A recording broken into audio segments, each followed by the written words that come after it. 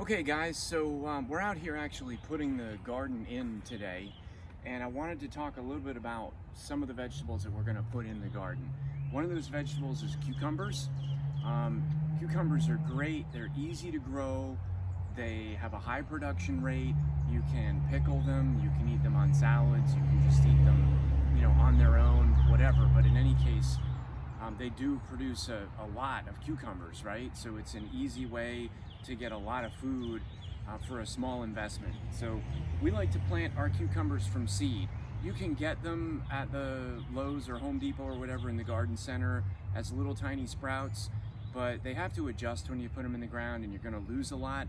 And honestly, you're only gaining a week because those little seedlings are basically a week old when you get them.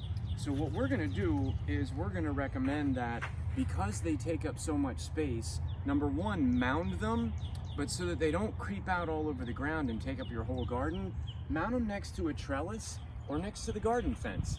And I just use the garden fence as a trellis. So we're gonna plant the cucumbers on these mounds, right? And then when the plants mature to the point that they have runners, we're gonna gently curve them around so that they grab onto the fence, and they'll grow all the way up the fence. They'll actually be hanging over the top of the fence. There'll be cucumbers hanging through the rungs in the fence. Some of them will get wedged in there and you'll have to break them in half and take them out. But it's a great way to grow cucumbers when you're limited on space. Train them up a trellis, train them up the fence, create something for them to cling on to and grow up.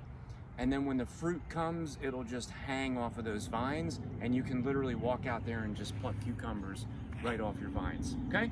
So that's a little bit of gardening, space-saving tips when you're in the pandemic and you want to grow your own food.